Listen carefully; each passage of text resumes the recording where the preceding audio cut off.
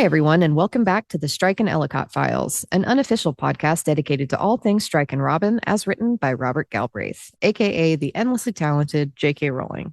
My name is Kenz. I'm Lindsay. And I'm Pulse. And today we'll be continuing our reread of The Hallmarked Man, covering chapters 36 through 39, which takes us from Strike's interview with Sacha Legard to Robin, Murphy, and her family at the Bay Horse. Please be aware, as always, that our discussion of The Hallmarked Man will often reference the ending of this book, as well as the previous books in the series. But before we get into this set of chapters, very small bit of news on the running grave casting front, and that is that we found out who is playing Nicholas Delany, who is Alexander Graves' brother-in-law, Philippa Delaney's husband. David Bark Jones is going to be playing him. Good last name. Pretty good casting. He's very handsome. That's the truth is sacrosanct part. He also, Strike had that line about the you don't feature in this chain of command thing with him too. Oh, that'd be so good. That was great.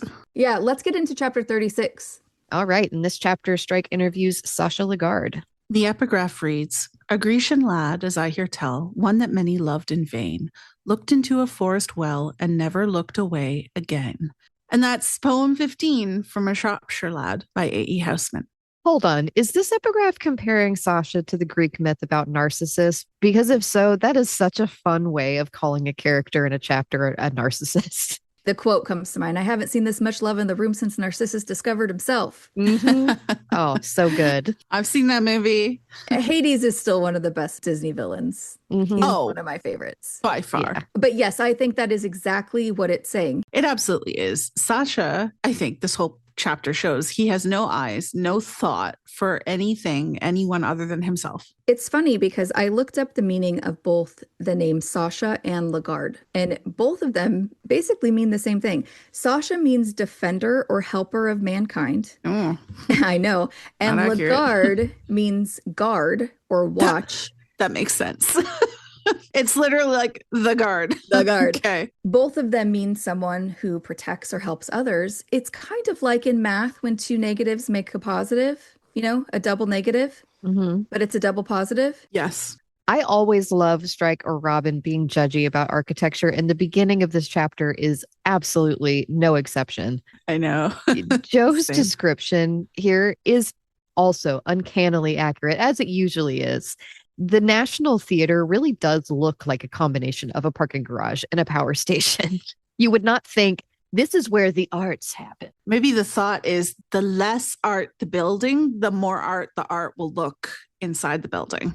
It's kind of beautiful. It's poetic, right? It's not the outside that counts. I do find it a bit funny that Strike says he generally doesn't have strong feelings about architecture, because I have recalled him in the past having some pretty strong opinions on various buildings. This is Joe's way of insulting all the ugly buildings around London. She's like, finally, I could tell the world what I think of these places. You're so right.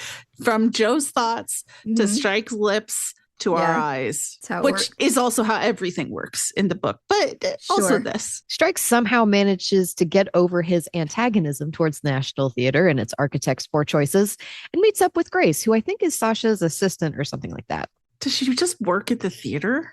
I don't know. I think she just works there. Maybe. In any case, she's a total kiss She's ass. a fangirl. Oh my God, she drives me. Yeah. Which, she's making us look bad. Maybe that's why it makes me cringe. It's you. Yeah. Maybe that's why I don't like it. That's funny. Sacha's play is called Death is No Punishment. And we learned from the woman, Grace, that Sacha's playing Dr. Walter Loebner. So he's a Jewish doctor who was arrested before the war even broke out in 1939 because he was so outspoken with his anti-fascist views. But it wasn't until 1943 that he was sent to Auschwitz to be a prisoner doctor. I assume that to come up with this play, because it is a fictional play. I thought it was real. Yeah. For a sec. It was not. I assumed to come up with this, Joe sat down and was like, so what is the greatest possible difference between an actor and a character they're portraying that could possibly exist? Right. I feel like she got pretty close. Yeah. Death is No Punishment. Joe's actually taken that title from a real piece of Loebner's testimony, and I wanted to read it because I thought it was really powerful. To the public prosecutors who might perhaps be helped by this indictment document, I would like to say one sentence that I often recited in the shadow of the gas chambers in Auschwitz and Birkenau. as I wanted to collapse from anger, suffering, and torment, and only the thought of vengeance kept me going. Death is no punishment.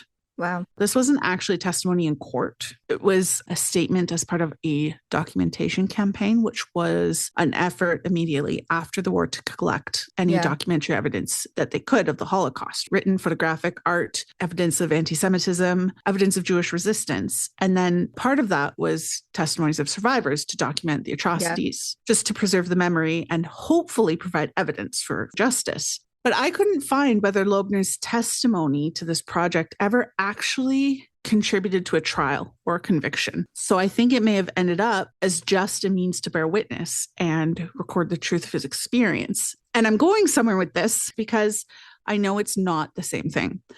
But I can't help but think of Strike at the end of this book, desperate to get the truth out, to keep talking so that Griff knows he knows, so that they all know he knows, so that Tyler's murderer will face justice. Charlotte and Strike, both of whom possessed physical courage aplenty, had often laughed together about how successfully Tara had inculcated in her adored son her own horror of blemishing nature's finest handiwork.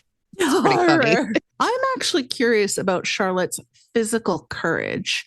I guess he just means she wasn't afraid to hurt herself, right? I think so.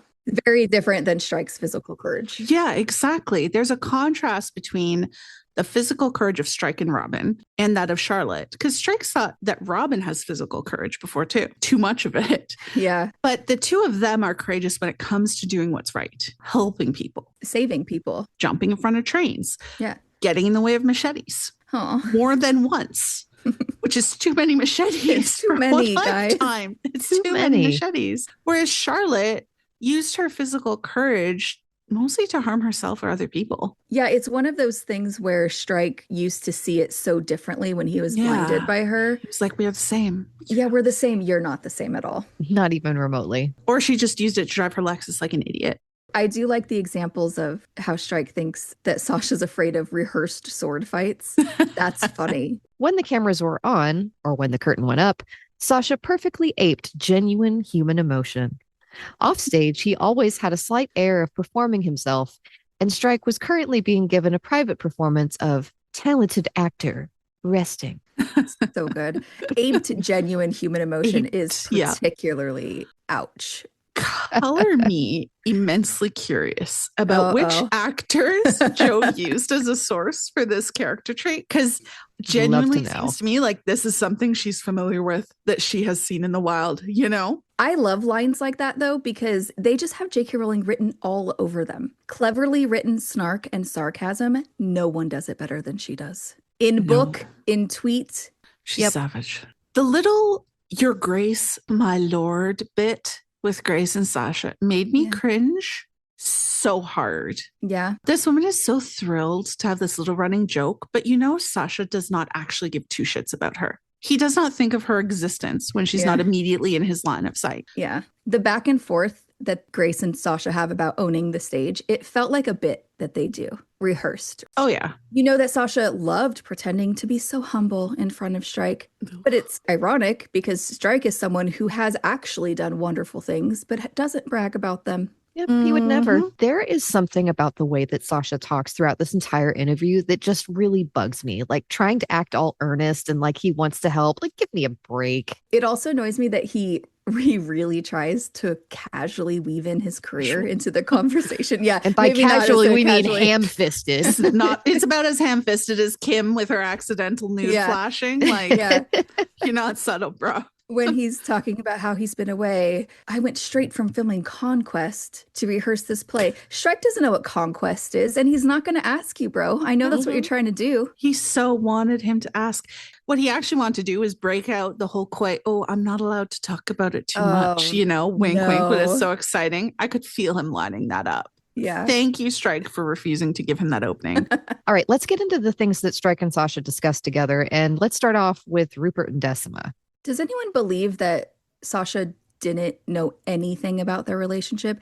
Even if he was away, I feel like gossip would have spread to him. You would think, right? I would think. You would think. Maybe it's just the way my family can't keep anything to a secret. Something happens and somebody already knows. You're already playing a game of telephone. But you know what I realized? So Sasha's explaining his relation to Rupert. He says his parents died in an avalanche. Do you remember when I said avalanche? And then I was like, wait, no. And it was a skiing accident. It was both. The skiing accident was an avalanche. It was an avalanche-induced skiing catastrophe. Or Sacha doesn't actually know what happened. Yeah. Which makes his comments about bawling his eyes out and being his first experience with real grief feel totally fake. I think that whole thing was totally fake, no matter what. I don't believe that Sacha has actually ever had enough empathy to genuinely grieve for someone else. He seems very much the type of person to be upset about what it would mean for him, right? Like, oh, he's crying because he's not going to get any more expensive presents from his aunt or whatever. Because he didn't make any effort to get to know his cousin who had lost his parents or be there for him. Like, the only grief he knows is the kind he fakes on stage. He probably had to pretend to be on stage to cry at Charlotte's funeral. Well, it was a fashion show. So basically a stage. I did hear that, yeah. Anyway, moving off of Rupert and Decima's relationship, they talk about Rupert's drug debt. I'm a little outraged that Rupert was being threatened for his housemate's drug debt. Does this dealer have no sense of honor? Is there no code? There's no honor amongst coke dealers, I guess. That is so upsetting to me. I spent a lot of time last night trying to figure out how I can make a connection from this to Leda. Yeah. I'm not good at that, though. No. Jules just raised her eyebrows like challenge accepted. Interesting. I'm just getting flashbacks to like that part in A Big Fat Greek Wedding with the guy saying, give me any word and I will show you how it's Greek. Give me any topic. I will connect it back to Leda. I am that. You're the guy. You're the dad on My Big Fat Greek Wedding. I am the dad with my Windex and everything. But this line of questioning does actually reveal something because Sacha flushes and says none of your business when Strike asks him if Rupert tried to borrow money from him. That took all the courage that he had in his entire body to say none of your business. Yeah, really. Like he was really working up. He really had to drag it up from the depths, you know? But this seems to suggest to me that Sacha did know about Rupert selling the Neff to Tara. Okay, because I don't think it was ever officially confirmed that he knew, but I think he knew. He might have even put Rupert in touch with Tara to sell it, if you ask me. Ooh. I have no evidence to back that up. I could just really see it happening. Because, like, how is Rupert in touch with her? And it's just open at the house, right? It's just sitting there. I'm sure he knows about it at this point. Yeah. My biggest concern, though, was when he knew about it. Because it would have an impact on how I read his behavior and thoughts about the party. I think we should just assume the worst and believe it with this guy. I like the cut of your jib. I am always ready to believe the worst. You know what I just remembered? Didn't we say we were going to go through all of Joe's headers for this book and see how they applied? We say a lot of stuff. We do say a lot. I say a lot of stuff. We need to I almost said hire. I say that very loosely. We need to get someone who actually listens to this and tell us the things that we say we're going to do so that we like don't how Joe needs to get us who read the books do the continuity minor stuff. Errors. Yeah. We need help. Just figured out how all those errors happen. Yeah, that's like me. I don't remember what the fuck I talked about 2 episodes ago. What are you talking about? People will leave us comments on Spotify from old episodes. and I have no idea what we're talking about. That was so long ago. Appreciate it though. Yeah. Oh, absolutely. I have to sit there and think, what was this about? What were we talking about? Anyway, we can do that. We can talk about the headers when we run out of Q&As, right? Yeah. But the discussion about the stolen silver Neff reminds me of the Neff header and how we were all excited about that. It was stolen because I think we had hoped, because, you know, we love a heist, but not for money, which is kind of interesting. It was stolen for family honor, anger, I don't know. Spite. Also, sadly, though, it does not shoot mustard and ketchup out of the little can I also wanted, which is deeply disappointing. That is so disappointing to me. You know what? Rich people have all this money and they don't even spend it doing cool shit. Fun things. They don't even know how to have fun. Where is the whimsy? Yeah. That's what this book could have used as a good food fight. Yeah.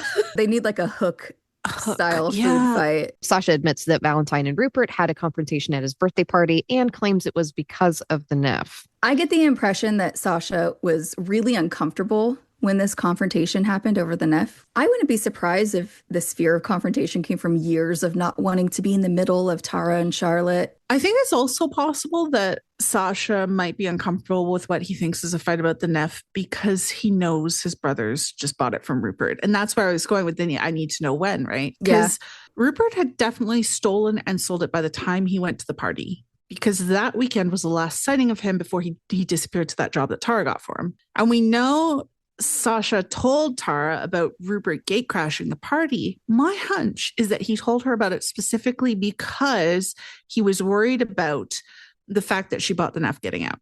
Yeah. Right. So that's why she knows. Makes sense. But of course, we know that that confrontation was actually about Valentine knowing Rupert and Decima were half siblings and not saying anything about it until it was too late.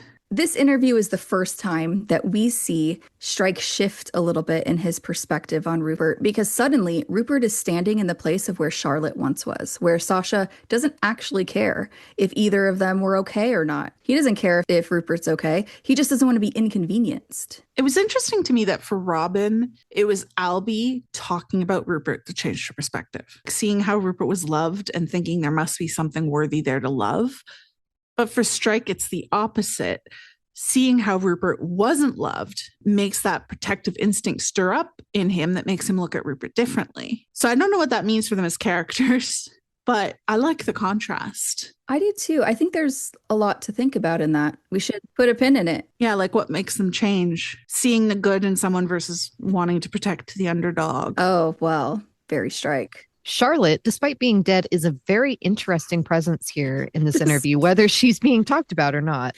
Despite being dead. This is the second time we've seen Strike imagine Charlotte after she's dead. It's very different from the chapter at the church, though. I think it's that in this scene, he's back in her world for the first time, right? He's seeing someone he hasn't seen since her death and probably has almost never seen without her there. So it's stirring things up. It's awakening her ghost while he's getting his closure. I like the way you said awakening her ghost, because he's awakening her ghost in order to fully put it away. Exercise her. Yes. Yeah. Oh, yes. Strike has the upper hand this entire time.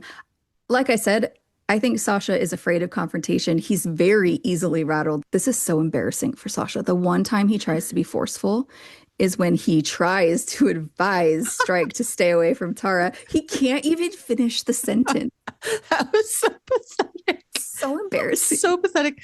A display of weak temper. Grace, are you witnessing this? Is it giving you the ick? It's giving me the ick. Yeah, big ick. Yeah. Oh my God. When Strike so politely asks if Tara's drying out somewhere again, it takes Sacha a few minutes to understand. That was so funny. You know what's funny, though, is Strike has been so sure that Rupert just up and left and is probably fine this whole time. They've debated over the ethics of taking this case. But when he presents it to Sacha, it actually sounds really convincing that it does need investigating. And I get that Strike is doing that on purpose to scare Sacha.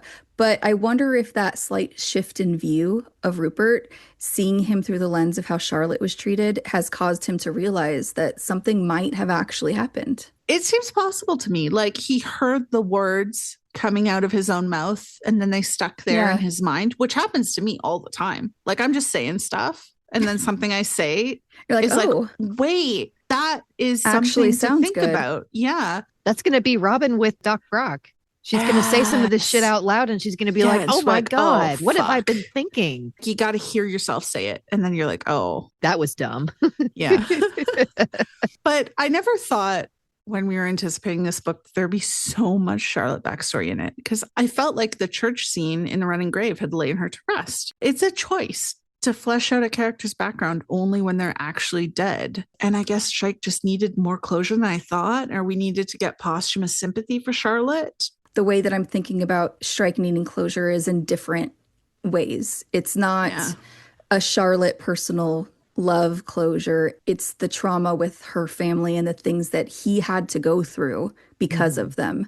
Trying to find your missing suicidal girlfriend and their family not helping you. That's traumatic. It's things you might need closure on. I don't know. This might be something we can also come back to because I haven't fully thought it through. Probably come back to it in that Tara chapter too. Yeah, I was also at first really surprised at the Charlotte stuff. So that's an interesting point to come back to.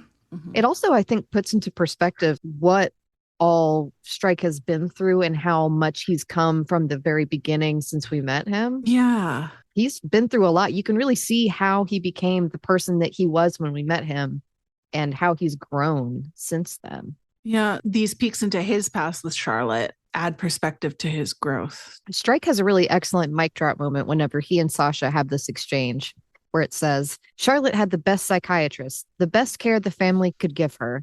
You don't know. I don't fucking know. I don't. You couldn't even turn up to her funeral.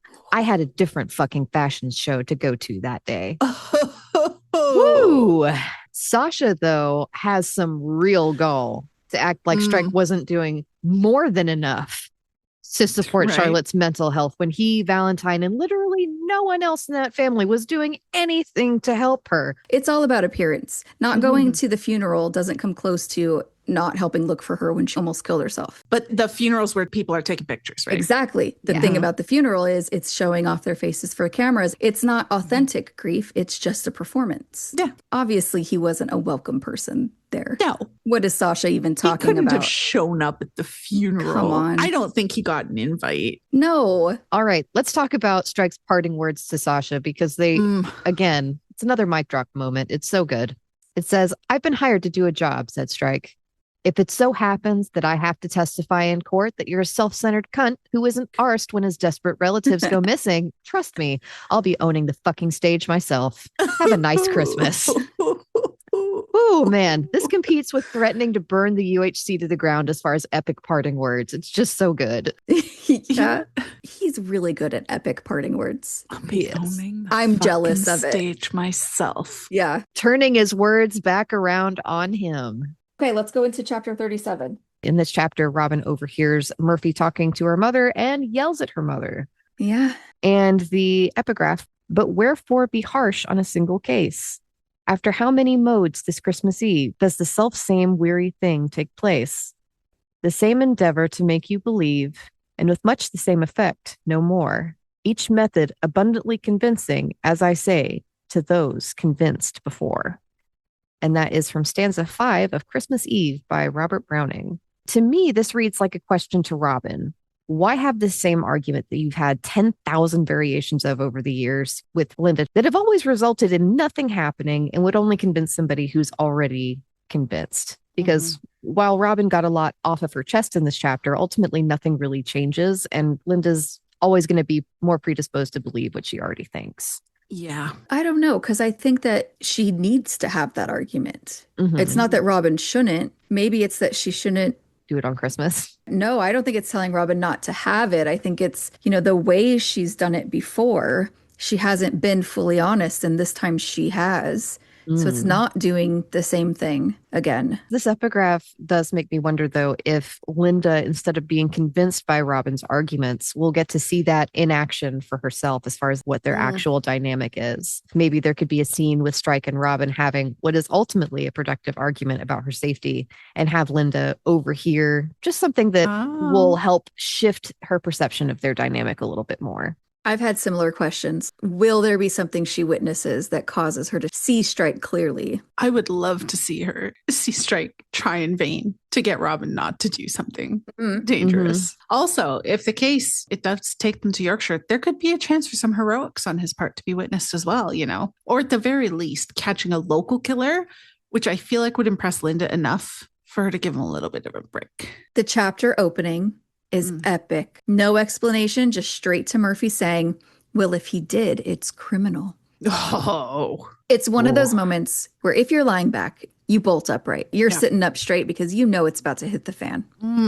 Yeah, as soon as I saw that Murphy was talking and Robin was on the stairs, I knew immediately we were about to overhear him talking shit about Strike and that stupid article. Yeah, no need to know who the he is. We know who he is. I just imagine Murphy salivating at the opportunity to have this conversation with Linda to accuse Strike of being a criminal. Oh, he was counting the days until Christmas just so he could have his cozy little gossip session. Oh, absolutely. I'd love to know how this started.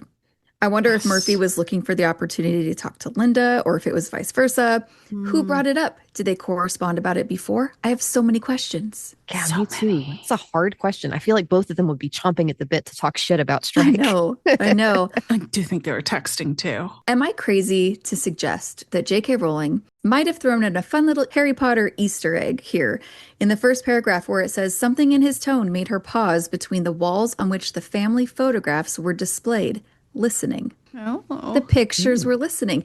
It's like, the portraits at Hogwarts. When Phineas Nigel Black, he's pretending to be sleeping and not Yeah. eavesdropping. Like that's them.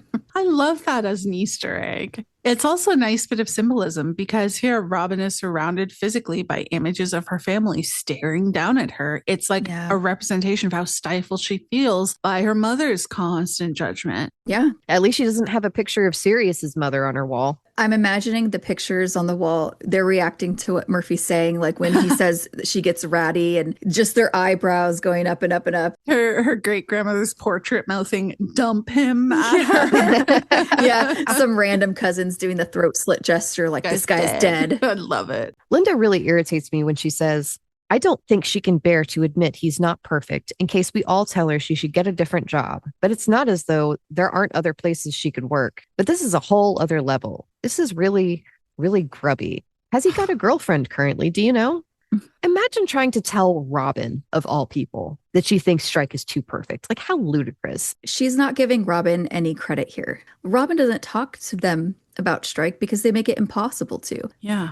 But it is setting us up for that wonderful line later. Oh, Mhm. which line is that? Oh, you know. You know? I think we all know. Yeah. Oh, yeah. What I want to know is where exactly Linda thinks that Robin should be working instead. Because I'm thinking that maybe she has like the Met in mind. But if she did that, she'd have to start all the way at the bottom. Yeah. Plus, it's not like working on the street as a cop is somehow less dangerous. I think that Yeah. Robin would hate that. She's still not giving Robin credit because Robin built this business. It's not just her job. Yeah. Exactly. Like, Yeah. does she not realize Robin's helped build the agency up from the ground up? She might not. She's invested so much in this Yeah, but agency. Linda might not know that. I just hate how Linda's already established dislike of Strike makes her just fully believe all of this slanderous bullshit. And gossiping with Murphy about it? I'm annoyed. I would feel betrayed by my mother and boyfriend if I overheard this conversation. For sure. They would not be in for a happy Christmas. I can tell you that. I would make it a fucking nightmare for them. I think Linda's question about Strike having a girlfriend was for two reasons. One, I mean, she's gossiping and imagining him lying to his girlfriend to cover up this gross scandal, as Murphy suggests. But also, I think she suspects that there are feelings between Strike and Robin. She's hoping this might put an end to it, maybe. Mhm. Yeah, I could see that. Bad news for Linda. Yeah. Murphy also tells Linda that Robin hasn't mentioned court action to him, leading Linda to believe that the story's true even more since he's not suing. First of all, Linda, do you have extra money to go through the litigation? Right? Why not consider that? Lawyers don't grow on trees. Yeah, and second, Murphy, you just said that you hadn't talked to Robin about this. How do you figure that she'd mention court action to you when you haven't talked to her about it? Oh, Logic. Murphy's been caught out. Mhm. Yeah. It doesn't make any sense. It doesn't. It's not internally consistent. I just want to say good for Robin for interrupting Murphy and Linda's little shit talking party. Both of their hearts stopped dead when she walked in. I love the way she bends down to pet the dog. She keeps her eyes on Murphy. It's lethal. Before she interrupts, though, it says that it would be playing right into her mother and boyfriend's hands to get overly emotional defending Strike. Mhm. I can't help but notice she never gets super emotional defending Murphy's honor. I wonder why that might that's be. crazy. Also, the tone that Robin takes with Murphy that says, I'll deal with you later. Good for you, girl. Murphy goes straight to the doghouse. Can we all agree that this guy isn't going on a run? He might run towards the place where he can stop and have his morning vodka and the water bottle that's mentioned yet again, but he's not fooling me with this pretend exercise. I'll believe that he'll jog for a bit where people can see him. Got to set up an alibi. Yeah. Maybe enough to get flushed and sweaty or whatever, but this is just an excuse to get out of the house with the water bottle. It seems to me like Linda genuinely believes herself when she tells Robin that they weren't talking about her.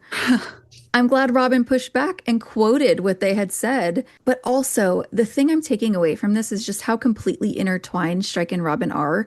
Because talking about this is talking about Robin, not just the way they were doing it, but because the whole article is about how he runs the business. And that's both of them. It's her business. It is. But of course, both Linda and Murphy have a history of not fully recognizing that Robin is an equal partner in this business, that it's hers, that she's running it with Strike. They both tend to see Strike as the one who's responsible for the decisions, as the ultimate boss, which is, again, really insulting to Robin. Yeah. You know, in Cuckoo's Calling, when Strike appreciates Robin's use of the plural pronoun to show solidarity and support, right? She does this again here when explaining why Culpepper wants revenge. She says, claiming we hired a sex worker. Oh, I love that. I love that. That's sweet. I wish Strike could have heard her defend him even more now. I think it's also a way of reclaiming her own stake in the agency in Linda's eyes that Linda and Murphy have denied her, reminding Linda that Strike's not the one who runs the business and the cases. They both are. Yeah. I can see how it would feel demeaning and infuriating that instead of talking to Robin directly, who works with Strike and knows him better than anyone, Linda goes to Murphy instead, because I think that Linda only seems to want confirmation of her own viewpoint on Strike. I think you're right about that. Linda knows that at the very least, Robin likes and respects Strike. And I believe she suspects it's even more. I find it so disrespectful to Robin. I would find the gossiping behind my back less disrespectful than all those times Linda says shit like, he's got you working Christmas, when she knows full well that Robin's a partner and controls her own actions. Both would piss me off.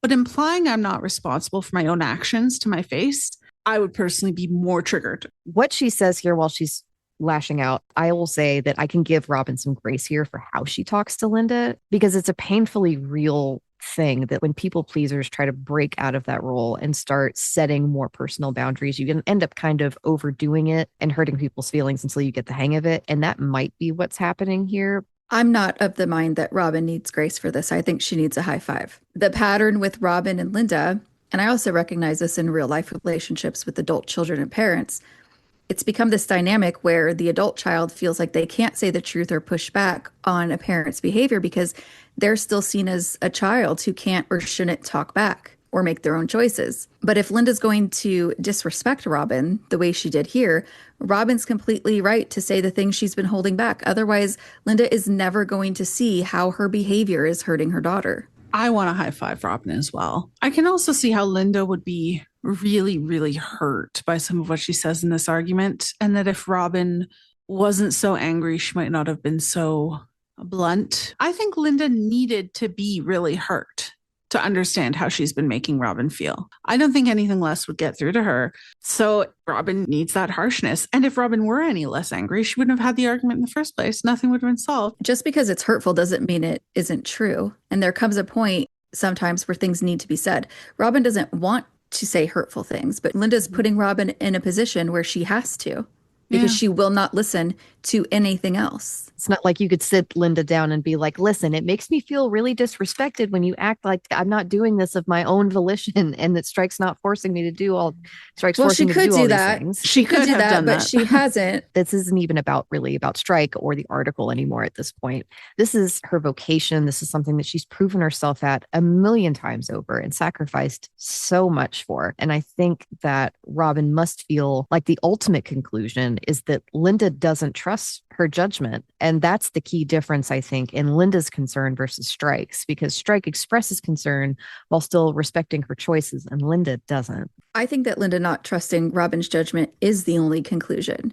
But Linda might not realize that's what she's doing. I've always been willing to defend Linda in previous books, and I don't ever reach the point of dislike because I know there's something great coming. But this goes beyond just being worried about Robin. In past books, it's always been a little more understandable where she's coming from. But now she has this little buddy to fuel her fire, and I think that Linda crossed the line in this chapter. It's not even about Robin's safety at all. So Linda has no excuse. It is just about thinking that Robin is deluded to work with and trust Strike. I'm even more outraged now that you made me clearly realize that. And you know what? I think that Murphy is clearly a bad influence on Linda, and that maybe she could just go find a new son-in-law who doesn't drag her into gossip sessions that hurt her daughter. How great would it be if Robin overheard Strike and her mother talking about her, but Strike is going to bat for her and not gossiping? Oh, I'd love that. And it's so plausible because you know that the second Linda started in, he would pull out one of his lines, Robin's the best detective I've ever worked with. Robin's built this agency from the ground up. Robin makes her own choices. You got to live with it just like I do, The paragraph where Robin thinks about the hard things she's been through, where she couldn't count on Linda for support because her behavior causes her so much stress. As a mother, I don't ever want my kids to feel worse because of me. And like they can't tell me what they need from me. What I really love about that paragraph is the repetition of the phrase of the. Yeah, the repetition. It makes you feel the weight of it on her. Piles them up. Now I'm just imagining what it's going to be like for Linda to hear about Robin's ectopic pregnancy. I think if she hears about it before they fully reconcile, she'll pull the "why didn't you tell me I would have come" card. Yeah. I'm hoping that Linda will do some reflection and respond differently if she learns about it later on. I think that learning about this and that Robin didn't want her there because it would have caused her more stress, it's going to be pretty devastating for Linda, because that is something that happened to your daughter that most daughters would want their mom, knowing she didn't. Yeah. And if it comes through Murphy, Linda will have to deal with the fact that Robin might never have told her about it. Yeah. I think it might be the thing that actually forces her to do some of that self-reflection. Robin brings up that Linda once liked Strike. I think that it was a fun callback to chapter 36 of Career of Evil when Robin says to Linda that she remembers her saying Strike has something about him. I just think that it's really funny that Robin remembers exactly what Linda said about him. Of course she remembers because she agrees. Yeah, because it's just facts. Does anyone else not believe Linda when she says she and Michael never liked Matthew and always thought that he was wrong for Robin? Because if that was the case, why on earth did they spend 10,000 pounds on Robin and Matthew's wedding? I believed it, mostly because who would like Matthew? It would be hard for me to imagine parents who are in the position to help financially saying that they wouldn't just because they didn't like the guy. I think my mom would. Unless there was something dangerous. I just don't really see that happening. I think it's a perfect example of Linda not being fully on board or having personal feelings that differ from Robin's, but trusting Robin's judgment, allowing her to make the decision. She didn't push her feelings onto Robin and make her feel like she couldn't go to her. That's been lost along the way. And I know it's because of the dangerous situations that have happened, but there has to be a way to get back to that mutual respect and trusting Robin and that she knows what she wants. That has me pausing a bit because during Career of Evil, when Robin and Matthew had broken up, I thought that Linda should have said something to Robin if she thought that getting back together with Matthew was a mistake. Because I think there's a difference between being honest with someone when you have a concern and not trusting their judgment on the other hand. I would want my mom to be honest with me if she thought I was making a huge mistake. I might ignore her, but I'd still want her to give her opinion. And at the time, I think Robin needed a little strength to do what she needed to do, but Linda was too careful, too neutral to give it to her. So there must be space in a close, healthy relationship to share your opinion, but then make sure they know you'll still support them either way. I can see why she didn't want to and gave Robin the choice. Yeah. She might have sensed that Robin was going to do it anyway, and then this would be out there and you can't take it back. It never works. Maybe she took that and thought, well, I didn't share it back then. Now she's trying to do better, going overboard. Too far in the other direction, Linda. Pull it back. Find a medium here. Okay, now we get to the most brutal part of their argument where she says, just say it to my face. Say you don't like him. Say you'd rather I stayed the girl I was after I got raped. And when she says, you make me feel like I never left the stairwell the way you treat me. That is brutal. Well, that say you'd rather I'd stayed that girl. I think the image that conjured for Linda, why she gasped, would be the immediate aftermath. That year when Robin was emaciated, agoraphobic, she couldn't stand to be touched. Of course, she'd never want to see her daughter like that. But Robin is referring to the Matthew's fiance version of her that came later. Outwards appearances, she seemed like herself, but she wasn't, because she'd pushed her real self down to fit into that role. But she was the only one who really knew that. To everyone else, she seemed fine. There's something so beautiful about how Robin makes the connection between Strike and the girl she used to be. Yeah. That Linda not liking Strike is a direct link to Linda not liking the choices Robin made since meeting him, because of how their partnership has brought the real Robin back. Yeah. And I absolutely love that Robin says that she's where she belongs and where she was always meant to be. I don't think it's unreasonable to expect the exact same phrasing to come back again when Robin's talking to Linda in the future about her and Strike. Yeah, I think so. And that's why I love Strike at the end saying, I'll leave this agency before you do. He's the only one who truly understands what the agency and her work mean to her and how much of herself she's poured into this. He's the only one who gets it, who gets how closely it's tied to her. There's a lot of personal agency being seemingly stripped from Robin in this book. The fertility stuff tied to her rape, her starting to feel pressured because of the house stuff with Murphy.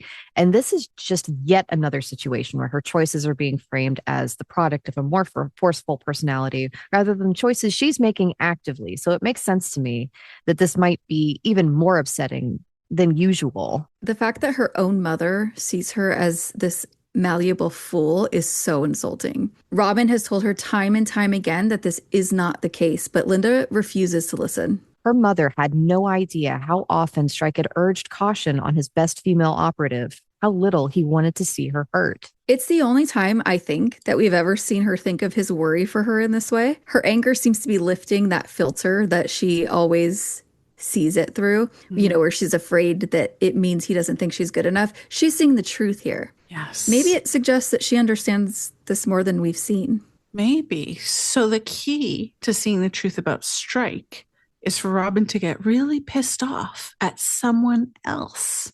Murphy, it's time to step up the plate. Beginning of Sleep Tight. We're going to need some rage. Linda comes really close to saying the right thing when she says that Robin doesn't understand what it's like to worry herself sick about her daughter. She didn't need to point out that Robin didn't have children in order to do it. But the heart of all of this with Linda, it comes from a mother's love. It does. It's unfortunate that she chose to point out that bit about the children because she's rubbing salt in a wound that she doesn't even know is there. Yeah. She can't know it's there because Robin hasn't told her, but it doesn't help things. Linda can and should worry about Robin's safety and well-being, but instead of saying that to Robin in a way that Robin can hear, she makes judgment, she makes her disapproval known. That tactic is never going to bring them closer. It's only going to tear them apart. It really does make you wonder what it's going to take for them to be able to reconcile. Another big argument. I'm sure Jo has a plan. She always does. We have a listener question, and it's from Annalise on Instagram, who asks, one thing that's been bugging me for the last few books is Robin's dismissiveness and often meanness to her mother. I understand that Linda is concerned and is sometimes disapproving of things, but not unreasonably so. I appreciate Robin's an adult and is entitled to have boundaries, but sometimes her behavior with Linda seems petulant. She's often ignoring her phone calls or hanging up on her quickly and regarding her as a bit of a nuisance, which I don't think is fair. So my question is, why? I don't see this the same way at all. I don't think that Linda is sometimes disapproving. She's pretty much disapproving all the time. I don't think Robin has a mean bone in her body or that she's being petulant. I think Linda has become overbearing and doesn't respect Robin and her choices. I've been the first person to defend Linda being worried about Robin. I've always found that part of it understandable. I don't think that justifies the way she's gone about it. And Robin having reactions to that does not mean that she's mistreating her mother. She's an adult and is allowed to tell her mother how she's making her feel. I think that Linda does have a well-justified concern for her daughter's safety, but I'm not really sure that she has anyone else to blame but herself for why Robin is annoyed with her and why the distance between them has been increasing over time. Robin's just had years of being fed up with this, and it's finally boiling over. If Linda respected Robin's choices and judgment and her ability to assess risk more, Robin, I think, would feel more comfortable opening up and would mind Linda's concern less. When vulnerability just leads to judgment, it's not exactly encouraging. Linda set the tone for this environment where Robin feels like she can't talk to her. Yeah. I remember quite a few instances in this book where Robin not only picks up Linda's calls, moments that might be pretty inconvenient, but listens to and engages with what Linda wants to talk about while shoving down the many crises of her own that's happening. She shoves down all her upset feelings to listen to Linda talk about the grandkids or whatever. I didn't pick up the vibe that Robin was ducking Linda's calls at all. I mean, I guess I could go through and look at every one. I think she does it maybe once or twice. I feel like one was when she was in the hospital. Am I making that up? No, I think one of them was definitely to not pick up in the phone hospital. Yeah. Yeah. Linda and Robin's argument is interrupted by the arrival of Michael, Stephen, and Annabelle Ellicott. Oh, my favorite Ellicotts. All the best ones. Aside from the best, obviously. Right, exactly. I've always wondered if any of them sensed the mood in the kitchen. I don't think Steven did because he's trying to gossip about Martin later. It would not surprise me if Michael had, though. Yeah. He's quiet, but he picks up on it. I wonder if Linda tells Michael about this argument later. Well, I bet she does. I want to hear his thoughts. Me too. This Stickman book that Annabelle is reading is actually a real book, and it's written by Julia Donaldson. I did not know this. I was always a little unsure what she was talking about, Stickman.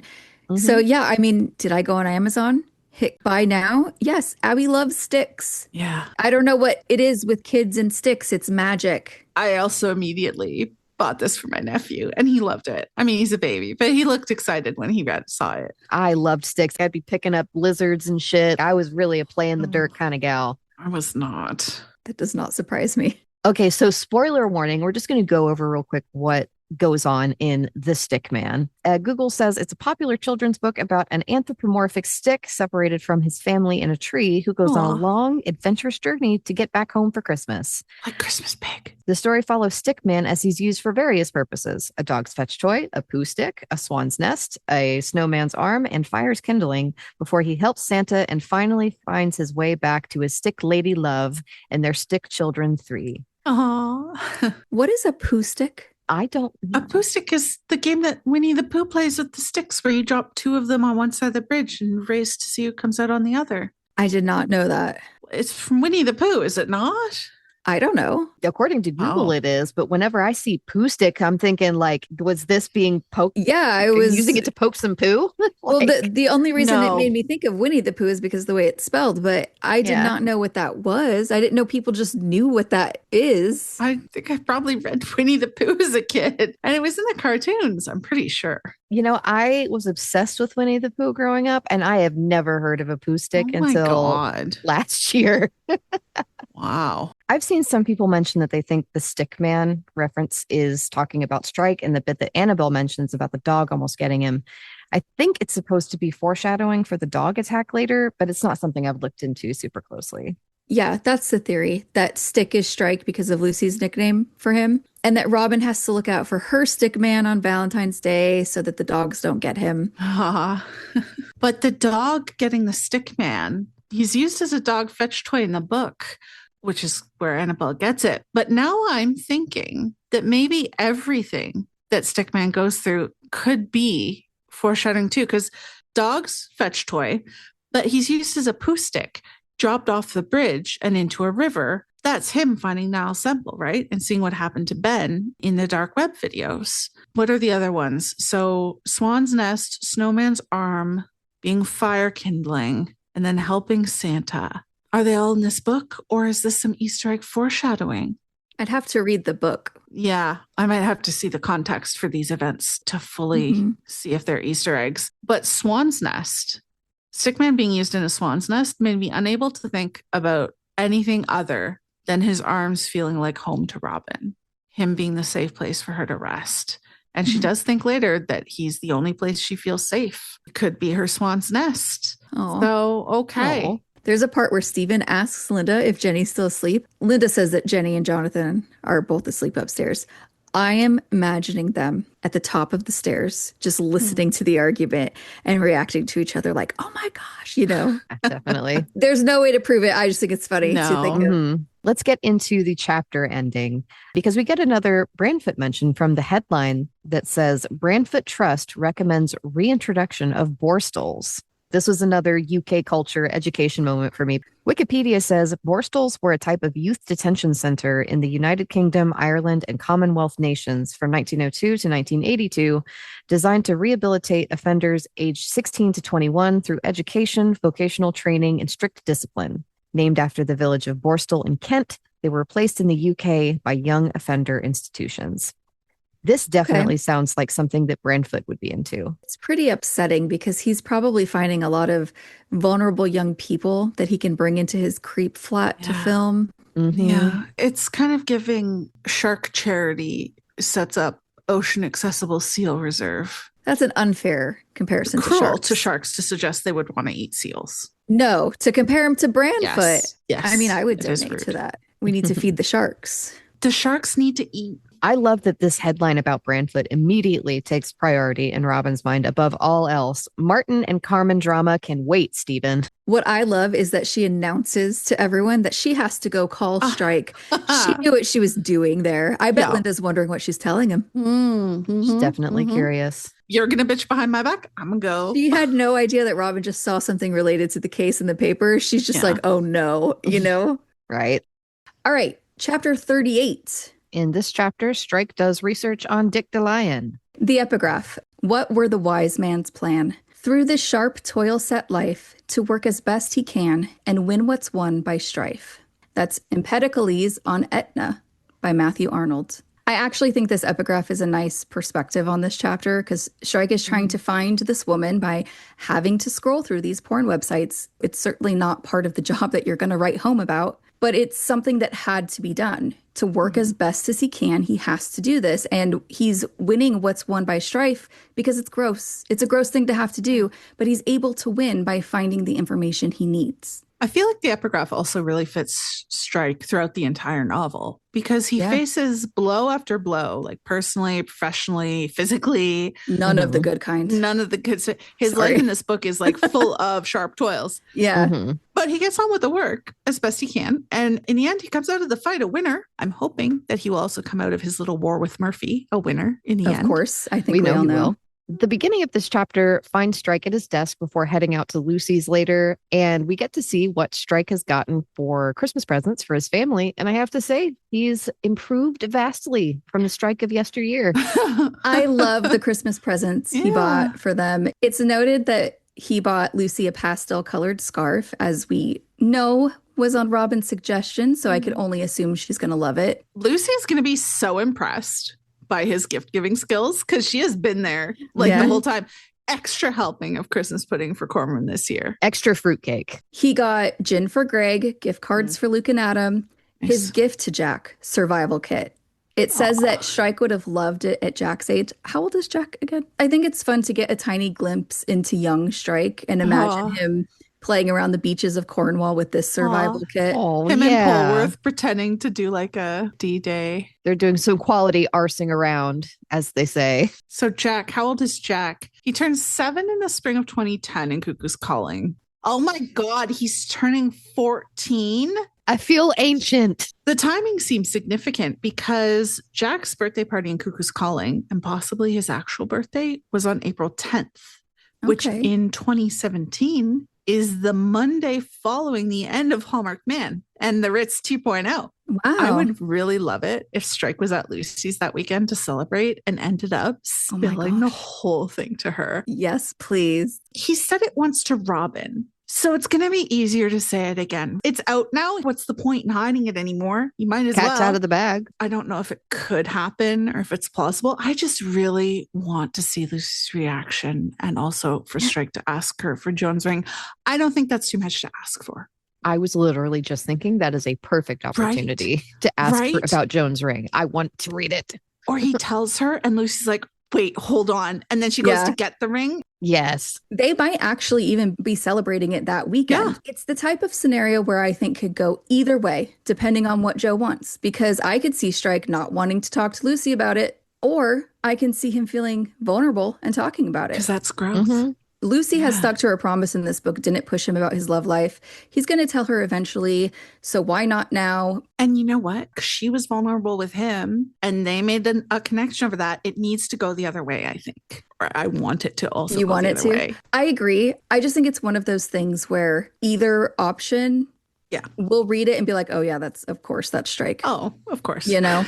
I just really want it. I want it. I know. I just want him to go tell I want him to hold like a full meeting. I want to tell Lucy. I want to tell Ilsa. I want to tell Prudence. I want to tell fucking Rokeby. I want to read about every single one of them. First half of the book. So of course it's, we're not going to get that. I want to read 1,000 variations of Strike saying, I'm in love with Robin in varying forms. That's too much to ask. Strike begins his questionable research on the woman who put the note through the agency door, and the squinting while he's looking at stills is definitely an approach. I think the squinting is so endearing. And yes, I'm bringing back the word, but I do. I think it is. I think it's a clear way that J.K. Rowling's telling us how he feels about doing it. The fact that he's only looking at the stills and trying to see her face from those, when probably they're not very good shots of her face anyways. They're not exactly focusing on her face. He's engaging at the level he has to find this person. He's not doing more. Him squinting is just endearing because nobody's there. He doesn't have to squint, but he's like, oh, God. Is he just trying to see better from the poor quality? Oh, don't take this away from me. Okay, I like I'm it. sorry. I'm sorry. My apologies. Does he just need reading glasses? Yes, please. Oh my God. Can I add reading glasses to my request for Sleep Tight Evangeline, please? Oh my God. Put a pin in it. I want them. Okay, well. Where are we? When Robin calls and Strike asks, what's up? I immediately thought, well, I can think of one thing. Oh. When it talks about Strike shutting down the window on his computer as though she could see what he was doing and hoping his hard-on would subside enough to concentrate. Well, it's definitely not going to subside if you're thinking about Robin, that's for sure. Well, that's the one I prefer to read about, though. Not this true. Exactly. I do like that he closes the window to talk to her, though. It just feels respectful. I could not imagine if I was put in Strike's shoes, keeping it open and talking to someone on the phone. No. It goes back to when I talked about a long time ago how I can see through my eyes. Yeah. I too worry about that. I also worry that there are hidden cameras that someone's installed. That feels more realistic. We have a question from Amanda, aka Open Ostrich on Discord, who says, I would love to hear your take, Pools, on the porn stuff in this book. I got to be honest, Strike felt a bit off to me for the first half of this book. Judging breastfeeding women, judging Decima for wanting him to show his ID. It's why the came back into focus was so good, but still, in that whole plot, the Marguerite scene, etc., I was just hoping for even an allusion to what I started to think of as the strike of troubled blood regarding porn. And I would just really love to hear all of your, but especially Pools' take on that, and Strike and women in this book. I am so excited about what this question has sparked in my mind. I mean, both Strike and Robin are in kind of a weird place in this book, but I guess I'm a little confused about where the issue is as far as porn in this whole scene. Is it that he's having to in some way consume porn, even if it's legitimate research for the case? Or is it because he got hard because of wading through all those pictures? Because I think that you can hardly hold it against him if he's having to spend all this time looking through all these sexually explicit pictures. Yeah. Like, I'd be surprised if he didn't have a physical response. Yeah. To me, this reaction doesn't feel at all at odds with the strike of troubled blood. I was talking to Amanda about it a little bit, and what she said was that she just had wished there had been a little bit more internal monologue about it. Yeah. Mm-hmm. We've talked about the breastfeeding and ID things earlier when we did that chapter with Decima, because I don't think he's judging, as we've discussed. But with regards to the porn, I agree with you. The way that he's doing it makes it clear to me. Mm-hmm. And I don't know if I had just assumed this or if it does say this somewhere in there, but I was under the impression he was just looking at the stills or the screen grabs. Yeah. I did not at all have the impression that he was watching full videos, but he was just looking to find her face on the stills. Yeah, I think that's what he was doing. And I'm on the same page as both of you here. He does actually have to find this woman, for the case. He's not using that as an excuse to consume and enjoy this material. He's genuinely just doing the bare minimum. He's not going to ask somebody else to do it either. Yeah. No. Maybe the thing here is that the narrative and Strike are both a bit more matter of fact, I guess, about it in this book. They're engaging with the world of porn production without overtly criticizing it, like what you said, no interior monologue, as something that must be done to solve the mystery. But even with that, I think the narrative does give us a bit of subtle commentary on this, because we have Robin's aversion to porn because of what her rapist had. The depiction of Fiona as a victim of abuse whose boyfriend is basically pimping her out. And the commentary isn't preachy, like it's not obvious, but I think it is clear to the reader what's happening there. The grooming of vulnerable people that gets them into this industry. It's not being portrayed as a super valid, totally harmless girl power sex work. Yeah. It's not being portrayed that way. It is matter of fact, but it's still showing It's not painting a nice picture of the industry. It's being realistic about it while they're also being pragmatic about having to deal with this stuff to solve the case. It's a little bit more of a subtle criticism than it was in Troubled Blood. One of the differences is that in Troubled Blood, in that scene, which we all know I love, Strike was already angry and drunk, and he wanted to vent his frustration at the students. His arguments were good. He was right. I do believe he believed what he was saying. But I think a lot of that actual scene wasn't really about his convictions. It was about him spoiling for a fight. It really was. He'd have fought with them about anything. It just happened to turn out. Yeah.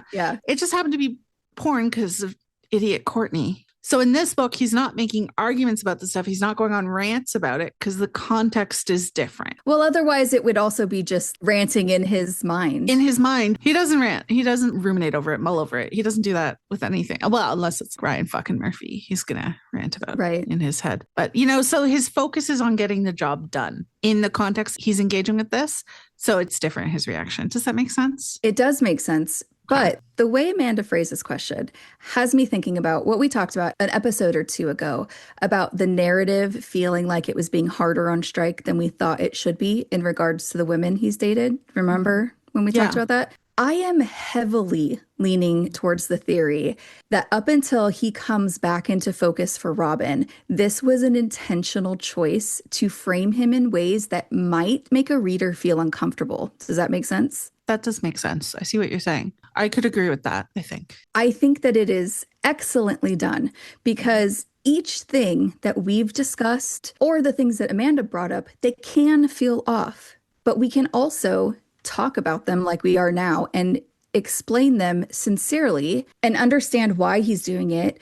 And he's still the Strike that we and Robin know and love. Okay. So let me just go through this. We've gone through the dating history at length and why that felt off in the narrative, right? It's presented in a way in this book that does make it feel worse than it was. But given that we've been there with him through all of it, we can talk through it. We understand what he was thinking and feeling, right? We can explain it. There's he's still drunk in the morning driving. Not as bad as what Murphy was doing. It's more understandable. He didn't mean it. He stopped to eat. I know some people just don't like it, though. The breastfeeding topic that Amanda brought up, it's a touchy subject for some people. To me, it's totally understandable that he would feel that way. It doesn't mean that he's judging her for breastfeeding. It means that he's just uncomfortable if someone were to do it in the open. But that's a subject that can hit hard for some people. With the porn, I think you've nailed it, Pools, with how it was being explored differently in Troubled Blood versus this book. We're discussing the ways in which we can see that Troubled Blood Strike is coming through. But I know some people feel weird about the erection or not having those thoughts be repeated to remind us about it. And then the thing about Decima asking for her ID, this one's playing some mind games with me. I'm not going to lie, because it would imply that Jo knows that this is a thing that readers like if she did it intentionally. I don't think it's out of the realm of possibility because I'm positive that it's been talked about on Twitter. We know she lurks sometimes. It's just such a specific, tiny detail that people like about him, and she flipped it on us. She did it in a way that's understandable, though. He's still going to tell women to check for ID, but it makes sense that Decima, who was a woman who looked him up, set the appointment with him, knew he was coming, asking for his ID might annoy him when he's already in a bad mood because it's human. Yeah. And to be fair, he was in a very bad mood. Yeah. I have done much worse shit than this when I'm in a mood. I can tell you that. I just don't think it's a coincidence that she did that. I think all of these things, probably other things that will come up, they have been extremely strategically crafted by J.K. Rowling to hit some readers in just the wrong enough way to also put a fog over our eyes until it's lifted for Robin. But each of these things can also be understood and explained. I think I've convinced myself that this was a strategic narrative choice that she's done. It does seem strategic because all of these instances come from before that Valentine's Day dogfight, right? And then I don't remember anything after feeling weird like that. We'll have to look. Yeah. But I have to think about it. I think it's interesting. I think, I'm pretty convinced with the timing of all of the long list of stuff and the fact that it all comes before that point feels very deliberate. Am I making sense what I'm saying? That it can all feel off, but also can be explained a way to be perfectly reasonable at the same time? No, totally. Her plan might have worked better on some people than others, depending on how ride or die you are for him. Yeah. Huh. The ID thing kind of throws me because it would definitely imply that she knows that we like that. She's secret listening. I telling heard, you. okay, so there's been a recent podcast that came out about her that's disgusting and stupid. And Ugh. somebody made a comment on Twitter that said, I bet she has people listening to make sure there's nothing libelous or anything. And I thought, oh my God. My God, is there someone whose poor Poor assistant whose job person. is to listen I to us? know. I am so sorry. It makes sense that that would Yeah. have to be a thing to make sure we're not doing anything illegally or, making money off of her intellectual property or. I would like to apologize to that person in specific. Yeah, I'm so sorry. So sorry. So sorry. I'm so sorry. The amount of thirst you've had to wade through. Let us know what we Hats can do to off. make your job easier. So embarrassing. I hope that you made yourself a stiff drink before you listen to every episode. Jesus, it's Thursday. Oh, God. Oh, God. It's 2.5 hours. Oh, God. Why? Shut the Why? fuck up. No, that's horrifying. Anyway, the whole reason Robin called Strike was to tell him about what she saw in the Telegraph about Branfoot. And I feel like she needed the anger to allow herself to do this, to call him over Christmas. I think normally she doesn't want people to see her calling him because Matthew or Murphy will get mad or her mom will make a comment. I'm kind of hoping she lets herself do this more. I agree. Just call. She's got to give into it. But yeah, her reason for the call, Robin nails the whole thing. Yeah, questioning Branfoot's interest in private detection. I am generally going to go through and make a list of essential clues that Robin discovered while not sleeping with Murphy in this book, because it is a lot. The only one of the cases that Strike primarily solved was Niall Semple. But that's his That's guy. his case, Yeah. obviously. He also did the bulk of Denny DeLine because of the dirty work involved there.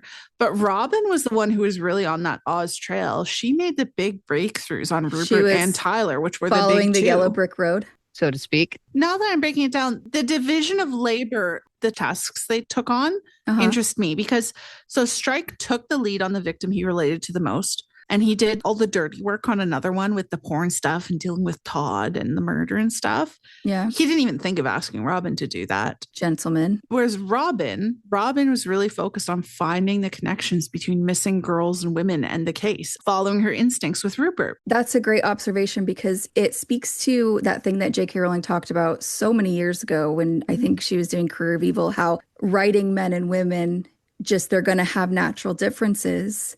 Yes. And Robin's going to connect to these things more where Strike can't because of our experiences. Strike is going to connect to Semple because of his experience with having trauma from the military. It makes perfect sense. And because he's a gentleman and is not going to ask Robin obviously. But yes, so their perspectives are different and complementary. They fit together to do different parts of this hugely complex case. I love that. Yeah. I'm cracking up at Robin's thought when she hears someone coming upstairs. It says, right now she'd be delighted for Murphy to find her on the phone to Strike. Indeed, she might ask him to leave the bedroom until they finished the call. Please let this come back. Yes. Begging. Praying. And Strike would hear her telling him that, and her tone would have been icy. That would have really cheered Strike up. When Strike tells Robin about his interview with Sacha, I am giddy to see Robin has an internal tremor at the mention of Sacha's name, because we all know that goes all the way back to Strike being in love with her. It's like the Kevin Bacon, but with Strike's love. It's the love Bacon. I was surprised to see that Lex got a mention. I think this callback is really useful for showing how much of a shared history these two have. 7 years of things they've both experienced. And it seems so natural that their conversations will more and more have little touch points like this, like the Jack Russell Terrier from Career of Evil that Strike brings up on Valentine's Day. It's a shorthand that only the two of them can speak. Strike once thought about how he had that with Charlotte. He has that so much more with Robin now. So much more. And with about 95% less emotional trauma. He gave her a whole bracelet based on the fact that they have this shared history. Oh my gosh. Okay. Barkley has been with them long enough to get in on a bit of that, but there is never going to be someone else who was there to talk about the early days when it was just the two of them fighting to keep the business alive. That's always going to be just for them. Strike also tells Robin about a new development. Dev has caught DCI Malcolm Truman attending that Freemason lodge. Ooh. which I wanted to note two things about. One, if this dude is just walking into the front door of the Mason Hall at dinner time, holding his little costume in his hand, it is hardly top secret knowledge that he belongs to this lodge. And Murphy would be really ridiculous for giving Robin any grief over finding this out, because anyone walking down this major London street would find out the exact same thing. But that leads me to the important thing, which is Robin's sinking feeling when Strike tells her this and having to force herself to say interesting.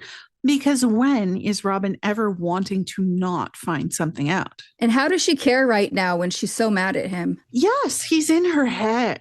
This reaction is an absolute red flag that Murphy's having a negative effect on her work, which is the most important thing to her. And therefore, 100% needs to be shown the door. If you pointed out to her, it's making you less good, it's making you less curious, she would hate that. I feel like she'd dump him immediately. Strike, I have a new strategy for you.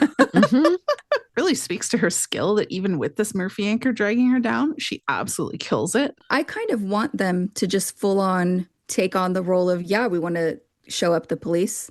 Yeah. Who cares? If they're going to do a bad job, then why can't they take pride in that? Maybe you should have done your job right the first time. Exactly. Yes. Maybe we'll see Robin say that. Stop fucking up. Yeah. And we won't have to do your job for you. What if Murphy's gang case somehow ends up on Strike and Robin's door because of something because he fucked it up again? It won't be able to be the main case, but that would be amazing conflict. She's like looking through all this case files like, man, shoddy fucking work. Talk about getting the ick. I think that would give Robin the ick faster than anything else. Shoddy detective work. It's probably not going to happen, but it's fun to imagine. Very fun to imagine. Okay. It will be no surprise to anyone that my favorite part of this conversation is when it turns personal and they start talking about Christmas. Now, it's a sweet little touch here that Strike was the one to ask this first. He's the one steering the conversation into the personal stuff. Just clearly wants to stay on the phone with her. Wasn't Robin upset in Troubled Blood that he hadn't mentioned Christmas in that email he sent to her? Oh, yeah, that he didn't say Merry Christmas or Happy Christmas, I guess. Here we go. Strike is really onto something with his idea to show up super late to Lucy's party, though. This stresses me out so much. Late on purpose. I can't deal. I would strategize to be late and then over late and then just not go. I get really big married couple vibes from these two. When it says, if I have to suffer, so should you, said Robin. Go early and help prepare the food or something. Earn some brownie points. What I love is this the first conversation that we've seen from them since they had that tense day in the office about Culpepper's article? I think it might have been. Yeah. It feels like them again, when that conversation was so tense and uncomfortable. It really feels like Robin defending him has taken that down. They're back to themselves for now. Aww. Robin's gift of the monthly deliveries of Cornish food and beer feels a bit like a repeat of the gift she gave him for his birthday in Silkworm, doesn't it? Like, it's certainly a nice gesture, though I'm not sure why Strike is so touched. Is it because she got it for him last time and she noticed that he liked it and got it again?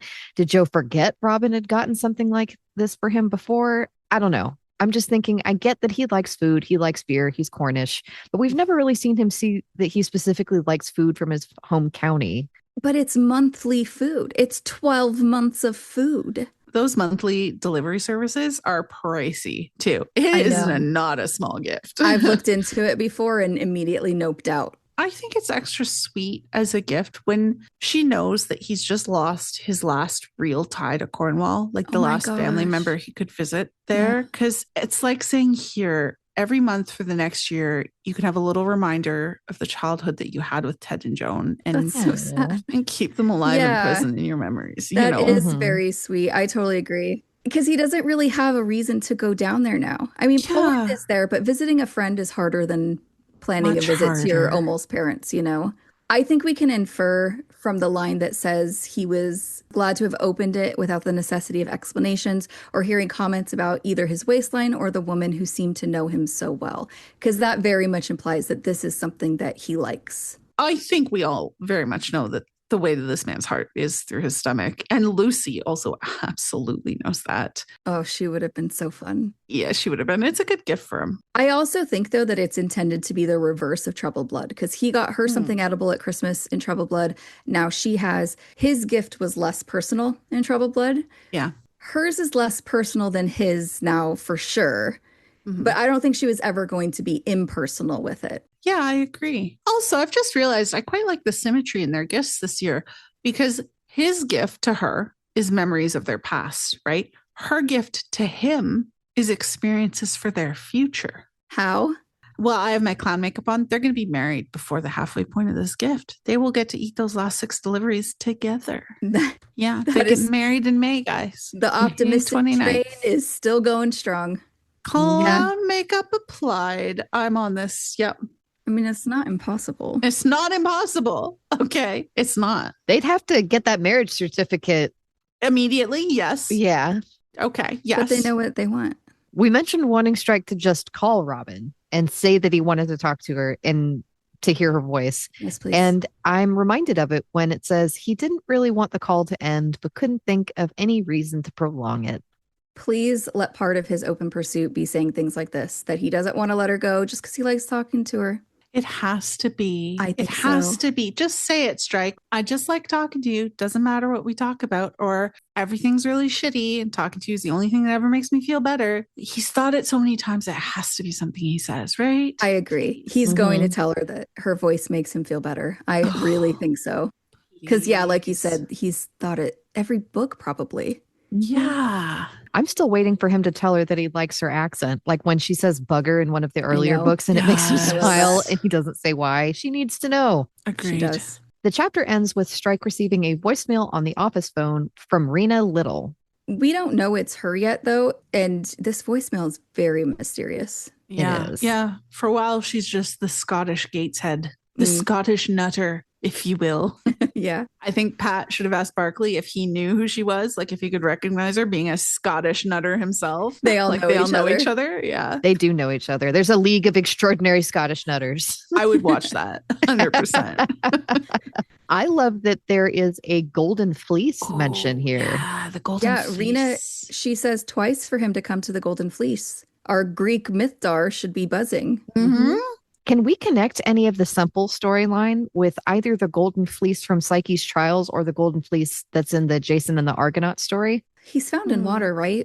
Psyche had to cross that dangerous river to get there, nearly drowned. I actually went and read the Psyche and Eros story in the Asclepius or whatever his name is, the Golden Ass book. I did actually go and read the whole thing, and I was writing down thoughts because a lot of stuff struck me. Okay. So Niall is found in water under the bridge, but not near the Golden Fleece because he's actually under the bridge near the Engineer pub. But what Strike found at the Golden Fleece was the MI5 guy with the aviators. Yes. So near the water are the aggressive rams at their Golden Fleece. But then if you avoid them till they're sleeping, the gold can be picked because it's caught elsewhere in a bush and the rams don't know. Yeah, kind of makes sense to me. I'm just really impressed with how well your memory works for things that you've read, given your memory, you know? Written words enter my brain through a different path than everything else. It's fascinating because it's the opposite for me. The human brain. Let's go to 39. In this chapter, Robin, Murphy, and her family spend time at the Bay Horse. The epigraph reads, "And as yon tapers dwindle and strange thoughts grow with a certain humming in my ears about the life before I lived this life." And that's from The Bishop Orders His Tomb at St. Praxed's Church by Robert Browning. That is a title. That sure is. I would not want to be on the receiving end of an epigraph like this coming from a romantic partner. It's not a good sign. No. Robin's doubts are growing and she's starting to think back about her life before him. She should look forward to what it could be after him, you know? Right? I do know. She's seeing reminders all around of her past, the life that could have been. I have thoughts, and this might seem crazy, but bear with me, okay? You've had stranger, crazier thoughts, I'm sure. Well, thanks. So this poem is told from the perspective of the statue of the bishop on top of his tomb.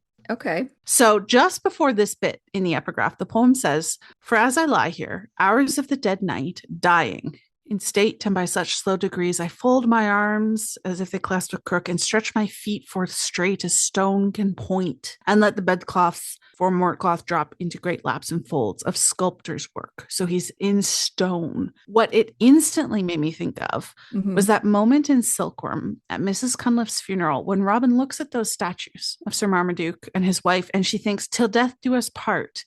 And her thoughts drifted again. She and Matthew tied together forever until they died. Don't think tied. No, not tied. Don't think tied. What's wrong with you? Yeah. And I just think this poem is astonishingly well chosen because here she is in Massam so many years later in another relationship where she's having to force herself to be happy, where she's playing a role while she's still telling herself, don't think about that. Literally saying, don't think about that. She's coming up fast on the thread of another engagement, of being tied together, shackled. It's the same life she lived before. This time she is that statue. In the epigraph, she's stuck in the same place that she was. I love that. Ah, thank you. I'm so glad. I thought you'd think I was lunatic. No, because as soon as you said that it was from the statue's perspective, yes. I thought of that, but I also thought of Statue of Eros, but that makes way more sense.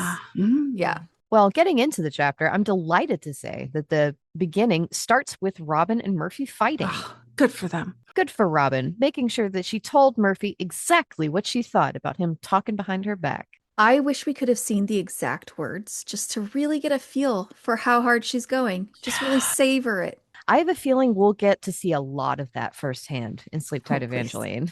And I, for one, am looking forward to another sawed off Ryan. Oh, that moment we saw in Running Grave. Oh, so good. I'm telling you, Evangeline's our girl. She's here for us. She's our girl.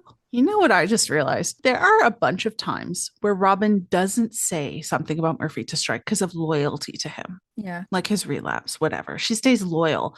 But clearly, Murphy does not feel the same loyalty to her because he is perfectly ready to gossip and criticize behind her back. He is definitely not Robin's imperfect best friend. That's for sure. He's not. It says that Murphy had been apologetic at first, flushed and sweaty from his run.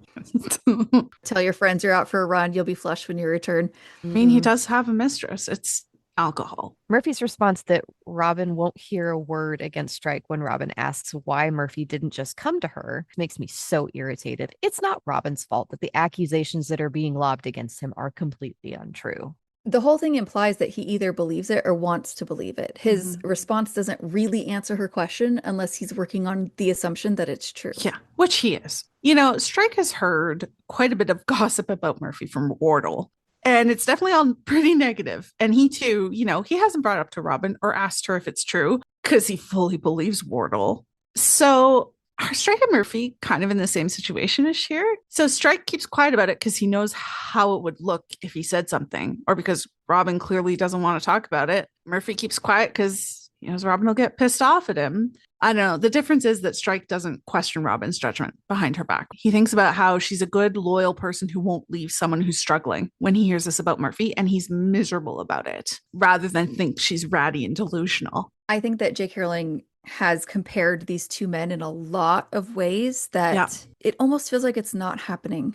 You know, it's so subtle. Yes. But in every way, it's points for Strike. Strike always comes out on top. He sure does. It says a little bit before this that as Robin's anger increases, so does Murphy's.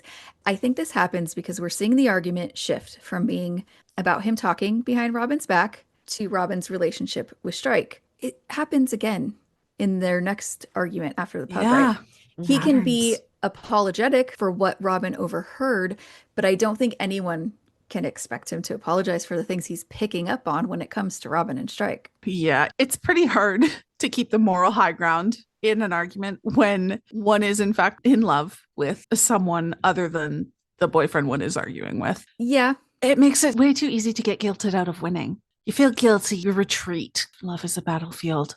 Wise words. I think Murphy's catching on to and getting annoyed by Robin's emotional distance from him when he points out her not using collective pronouns when talking to Strike about looking for another house. Going on and on about pronouns. Sorry. God. Shut the fuck up about the pronouns, Ryan. To be honest, though, I do understand this. I feel like to some degree, as annoying as it may be to agree with Murphy on something. One I know, hates to do it. sacrilegious. I think it's full degree understanding. I know we joke that he's not a good detective, but apparently when his emotions are invested, he's able to pick up on subtle clues like this. Mhm. And he's also 100% correct in what he's worried about. Yeah. To be fair, a blind monk living on the moon could pick up on Strike and Robin being in love with each other. It's such a bummer that we don't get to see how Robin would have got herself out of explaining why she didn't say we. But I am optimistic. I'm hopeful we'll get to see this argument more in the future. Let's circle back to the we thing. That would be fun. Is it too tinfoil of me to bring up the doctor game that Robin's playing with Annabelle? Because it says that the doll had fallen out of a tree and broken all her bones. Oh. Not only does this make me think of the treehouse header for Sleep Tight Evangeline, but there's also the doll header. Is this a clue? Is it foreshadowing? If so, that's two possibilities of foreshadowing with Annabelle, the other being the stickman and the dogs. I don't think this is tinfoil at all. I think this is exactly the kind of thing that turns out to be a hint towards the next book. Someone falling from a height and breaking on the ground. That would be a direct murder parallel to Cuckoo's Calling and Lula. So I don't know if that'll be the main murder. What if a child falls out of a tree and breaks their arm or something? Like a fall of a kid of some kind in the cards. Yeah, I could see it. Now, this part might be a stretch, but she named Annabelle Annabelle. Yes. And we get the whole joke about the name Annabelle in the first one. Yeah. I'm just wondering if the reason that she did that is to show that she doesn't think Stephen and Jenny are creative, or to show, pay attention to this. I've given you this name before as a joke between Strike and Robin, so pay attention to the things that she says. Yeah, okay. I could see something here. Jenny is now filling Robin in on all the drama with Martin and Carmen. And there's a bit of contradictions in my thoughts here, because on the one hand, Jenny says that Linda's been worried sick. And I'm thinking, Linda, you have got to lighten up. Calm down. Yeah, she's just so wound up about her adult children. Go take another class. Get yourself some Prozac. Let's do something to help you calm down. Right. Being a vet is super dangerous now. She's got to have a hobby and something that can keep her mind off of things. On the other hand, Martin and Carmen do seem so volatile that something could happen with them in the next book. Yeah. I think if my grandchild's mother was drinking as heavily as Carmen seems to be during the pregnancy, I'd be pretty worried. She might also be worrying about Carmen getting so pissed off at Martin if they break up that she just doesn't let the family see the baby, which I can imagine would be a huge deal and plausible. I do wish, though, that we'd see Linda, the woman of many interests, come back. The drinking is fair if she knows about it. Mm-hmm. I just need her to calm down a little bit. Just a bit. It makes me sick how Robin is intentionally nice to Murphy. Ugh. He asks if anyone wants tea. Mm-hmm. I needed this fight to continue, but honestly, Robin can't have it to continue because she knows that it's going to return to his point about Strike. Robin thinks about how she'd recently turned down coffee from Kim before she turns on the nice tap and accepts Murphy's. What's the connection there? Why is she thinking of Kim? Because she was mad at both of them. Yeah. She thinks an offer of a drink is an olive branch. She accepted Murphy's, but not Kim's. Yeah, that makes sense. Except Kim's offer was definitely not an olive branch. Well, I don't think so. I don't think Robin or Kim saw it as one. I think Murphy's is an olive. I mean, maybe that's why Murphy's is, yeah. Maybe that's why she accepted that one and not the other, because she can see the difference. I don't know. Feels like the connection, like she was making a conscious effort because she automatically said no to Kim's. She made a conscious effort to override that automatic impulse to stay mad at Murphy and say no. She forced herself to say, yes, thank you. That's lovely, to be conciliatory. I mean, she's forcing herself to say yes so that she doesn't get in further trouble. Yes, she is. She can say no to Kim because it doesn't matter. You're not going to get in trouble with Kim. But that fight with Murphy is dangerous. She wants to stay mad at Kim because she doesn't like that she's after Strike. It's the opposite. It's still the Strike consideration in both. Yes, because she needs to stay happy with Murphy so she doesn't long for Strike. Not just that, she needs Murphy to be happy with her so that he doesn't ask her that question again. Yes, yes, yes. I was so excited to finally see Robin and her brother's local pub when they all went to the Bay Horse. It's a really nice reverse parallel to Troubled Blood when we got to see Strike's local pub at the Victory. I like the contrasts between these two scenes, specifically in how the locals behave towards Strike and Robin. People were looking at gossiping about Strike because of his success and because of Joan's illness. But for Robin, it's because of Culpepper's slander of her partner. It's the bad press. Strike gets approached by someone looking for his help, and Robin gets approached by local twits looking to condemn her for associating with Strike. Strike connects with Polwarth, but Robin is increasingly disconnected from everyone around her. Eventually, she can't even hear the people she's talking to. Linda has an air of martyrdom, and I can really relate to Robin's annoyance here because this too would piss me off. It also means Linda's not ready to reflect. I remember being a kid and having some fight with my mom and refusing to wipe a tear away that had fallen because I thought she was going to see it and feel so bad. Yes, is that a universal experience? I'm pretty sure. Did you do it too? Oh, of course I did. Oh, she'll feel sorry for hurting me now. Yeah, that's Linda right now, but not a child. That's so funny. Yeah. I know I said before that Stephen's my favorite Ellicott other than Robin. Of course, number 2 Ellicott. But I feel deeply betrayed by him walking and laughing with Murphy. Fraternizing with the enemy. Yeah. What's so funny, Stephen? Your sister's unhappiness? Wow. To be fair to poor Stephen, he might not realize Robin's so unhappy with Murphy. I did not agree to be fair. That's true. No one on this podcast ever agreed to be fair. I, in fact, refuse to be fair most of the time. Fair. Nothing Murphy says can possibly be that funny. Okay, Strike. Right. Yeah. This man couldn't possibly be that fucking funny. I've heard the stuff Murphy says. He's not an incredible wit. I'm consoling myself with how genuinely well Stephen and Strike are going to get along once they're finally brothers-in-law. They will be the best bros-in-law. They're going to just have so much fun hanging out. I love that for them and for me. Bonding over food and being tall. Tall. Big. And broad. It brings this up a little later too when it says that they're laughing again together and getting along well. Is it weird to feel like this is going to come back? Because I wonder if Stephen's perspective changes on this. Does he actually like him and then change his mind after seeing his temper? I need to know. I mean, it can't not affect how he sees Murphy. It was a waving red flag, and we know he spotted it. He found it significant enough to ask Robin about it. I know that my wish list for Sleep Tight Evangeline is so long, but I'd like to add a Stephen and Robin heart-to-heart about Murphy and Strike and everything on it. Please and thank you. Well, the more spaghetti we throw at the wall, the more likely some of it will stick. I have a lot of spaghetti. Let's get throwing, girl. I have so much pasta to throw. Well, why not? I mean, we got Strike and Lucy's heart-to-heart. We did get Strike and Lucy. I think Robin deserves her closest sibling conversation too. Totally. Robin's doing a lot of reminiscing when they arrive. She starts by thinking of her experiences growing up in this pub, having her first legal beer or celebrating her A-levels, little realizing how short her university career would be and why. This causes her to ask for whiskey, shifting her reminiscing onto Strike and the last few times they had whiskey together.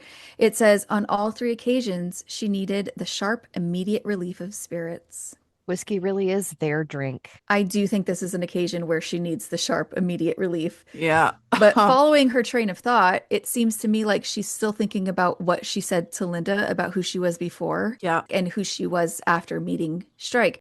She thinks of her life as before and after Strike. Yeah. Honestly, same. Yeah.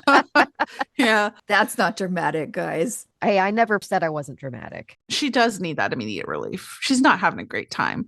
I think she also orders whiskey just because she's missing Strike. She wants to capture some happiness when she's feeling miserable. And who makes her happy? The answer is obvious. She's chasing the feeling that she has when she's with Strike by drinking the whiskey she associates with those moments. But that's never going to work because it's the man that makes her happy. She's clutching at the closest part of him. Don't do this while you're doing that.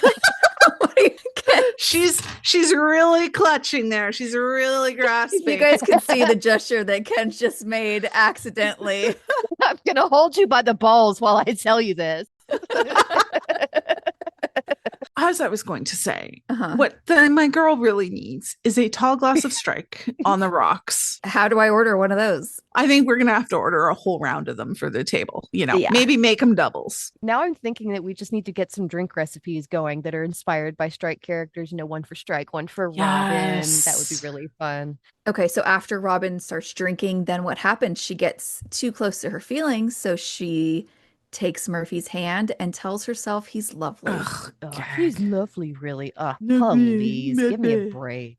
What has he done other than look attractive and be physically standing next to you? I guess he kisses her, but let's be honest, Strike could not only do all of that and do it better, but be actually lovely at the same time. There's something else that Murphy does too that Strike's bound to be better at, if you know what I mean. I do. Here's the thing. As we know, Robin runs into Sarah Shadlock here, which means Matthew's lurking around.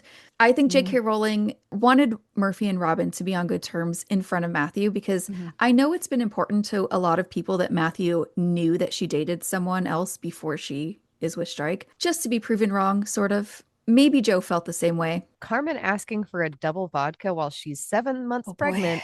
Oh, yeah. Robin getting it for her is something that has caused a lot of capital D discourse on the internet. Oh, I don't think I've seen it. Oh, I've seen this. But yeah, I'll admit I was pretty shocked Robin went ahead and got it, given how pregnant she is. I can't imagine someone here in the States doing that. Hello, we know alcohol is bad for babies. I'm totally judging Carmen for this. I don't think science is going to be different depending on what country you're in. So it would surprise me if anyone felt differently. Why are you laughing at that? I'm just laughing at the idea of science being different in different countries. I was trying to think of like a funny Brit science joke to make, but I couldn't. Okay. So. But when it comes to Robin, she's just been given a lot of negative information about this woman. She doesn't really have a good choice here. She can buy it and let Carmen make her own decisions. And let's face it, Carmen's going to buy it anyway. Right. Or she can refuse and instantly ruin the evening because there would have been a huge confrontation. There would have been no chance at ever having a good relationship with the mother of her soon-to-be nephew. Yeah, there's nothing that Robin could do here. She's not responsible for Carmen's choices. I'm curious how Martin feels. Is that why they're arguing? That might be why they've been arguing the whole night. I am curious about whether Carmen drinking while pregnant will come up again, because it feels like such a shocking detail in this book. Maybe more shocking to North American audiences, but I don't think most people in the UK would be cool with this either. I would hope not. I would hope not. I don't think they are. Is it just a character detail, or is it like a setup or foreshadowing for something that's going to come up later? There's so much about Martin and Carmen that I feel like could come back. So yeah, maybe. Yeah. It's also pretty worrisome. Carmen sees Robin after she throws up and thinks that Robin looks worse than she feels.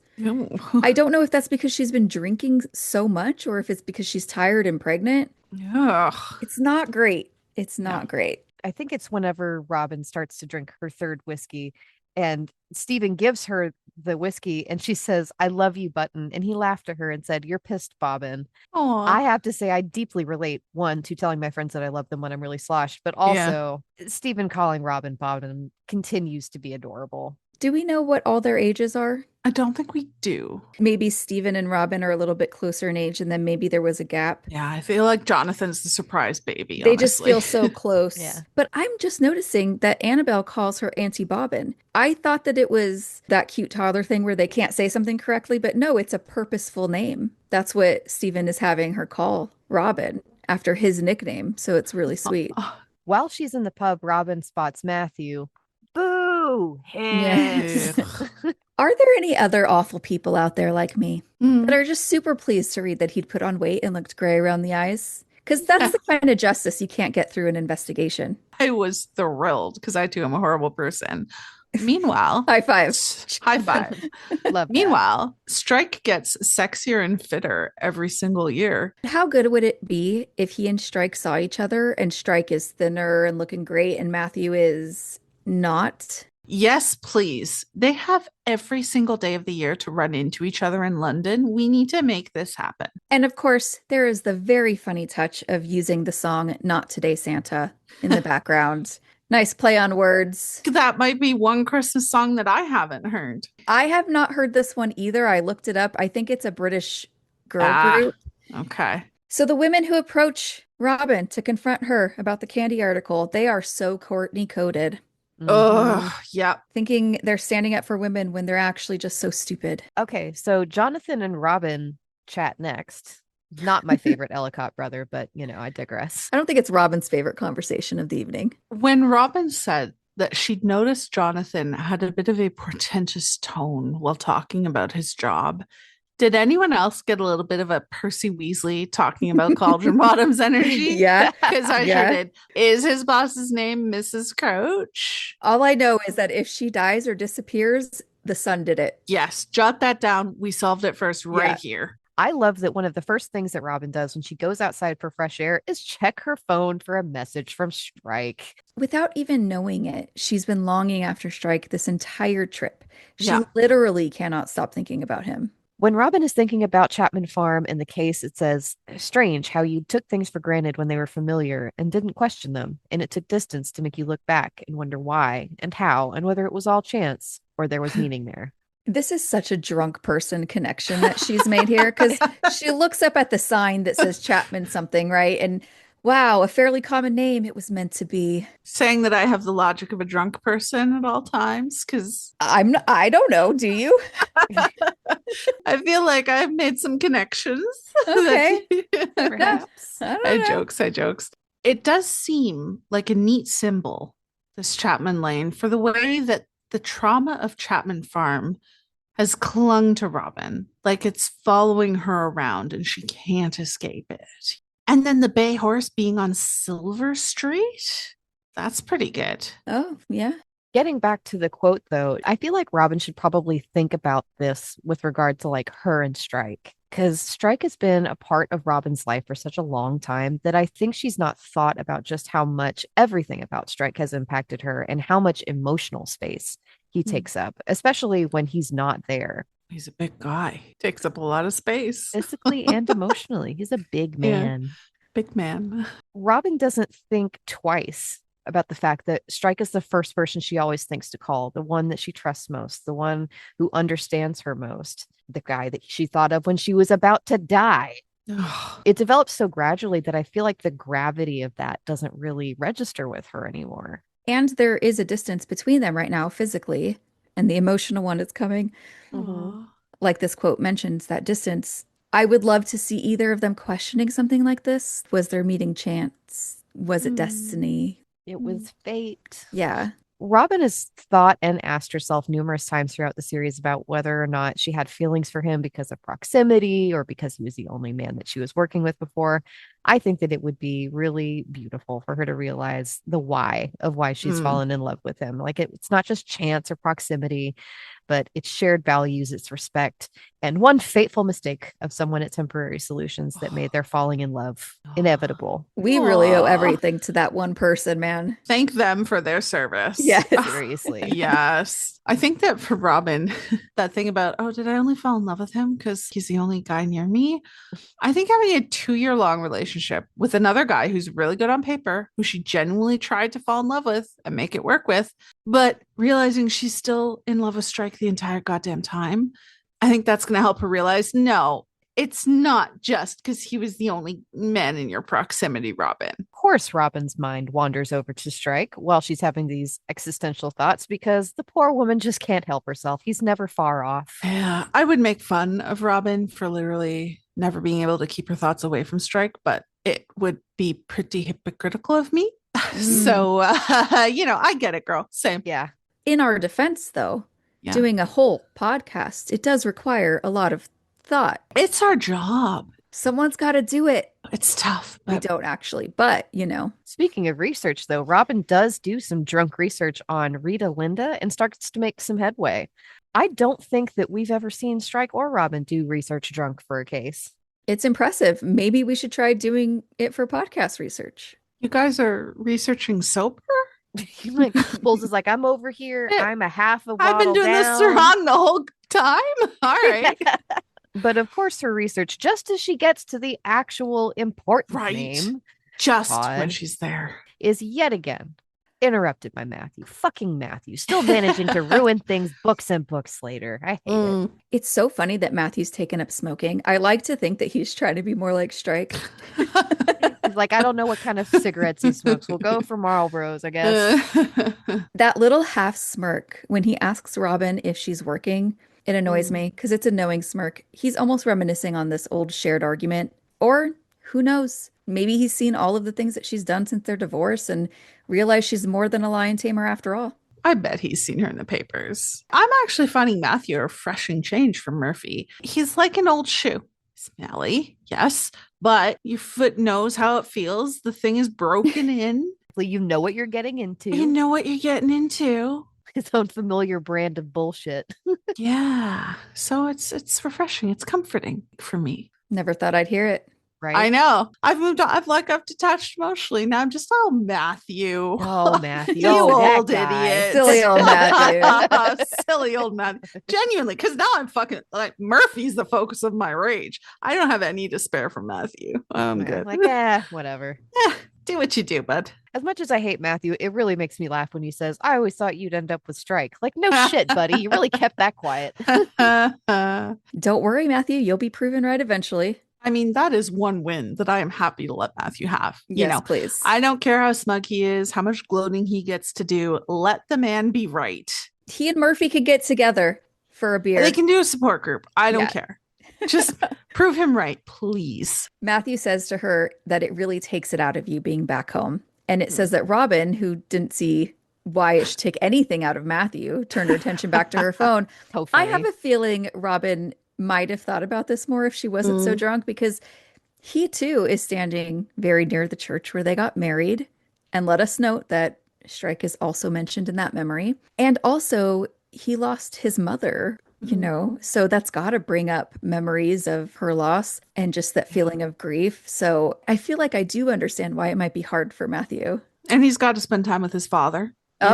Probably still incredibly annoying. Yeah. I bet he's also not getting as much attention from women as he used to get. No flirty looks when he's stretching back, showing off his stomach. Oh, man. Yeah. I'm sad for him. And I wonder how his career is doing, because I'm guessing boring and stressful. And now he gets to go to the pub and see his ex-wife looking gorgeous and apparently happy with like a handsome and fit new cop boyfriend. Yeah, I can see why Matthew might not be enjoying himself. I'm just glad that Matthew's marriage to Sarah is suitably miserable from what we see. It's what he deserves. I'm still not really sure what I think their marriage is like. I don't think him saying that he'll be up all night again soon is necessarily meaning he doesn't want it. I can see why Sarah would not want him talking to Robin. Oh, yeah. Don't worry, Sarah. Yeah. Don't worry, because Robin doesn't want that. I bet that Sarah's just as jealous as Matthew used to be, which is poetic. 100%. Yes. I think that their marriage is miserable, but not because of how tired and stressed they are here. I personally believe that they're miserable because Matthew never chose Sarah. He was never going to choose Sarah. He still wanted Robin over her even when they were miserable. And both he and Sarah know that. And they both know that Sarah had to trap him with a baby to get that wedding ring. I just can't believe that with that as their foundation, they're ever going to be truly happy. Like, maybe they'll get along okay, but could they ever be happy the way that Robin and Strike will be happy? Well, who could? Yeah, true. Both of them knowing that Matthew never wanted Sarah as more than a side piece until his hand was forced. That's got to eat away at her. And he's got to have some resentment built up. I don't know, because I have always wondered what he even liked about Robin in the end. Yeah, it never made sense to me either. I thought that he just didn't want to end it for appearances, because Sarah always seemed more his speed, socially and financially. They had much more similar goals. But yeah, honestly, I don't know if I really care what they're up to. It's like, good luck, you two, way over there, far away from everyone. Yeah, fair enough. Fair enough. Have a nice life. Shadliff, Cunlock. Oh, I don't like either of those, which means it's perfect. They should be glad I didn't slip a T into that second one. Lots of people do. Yeah. Goodbye, Matthew, again. Goodbye, Matthew, again. Okay, what are we doing next time, Kens? All right, next time we are doing chapters 40 through 42. And Kurt is going to be joining us. So that's going to be Woohoo! exciting. In that set of chapters, Strike goes to Lucy's holiday party.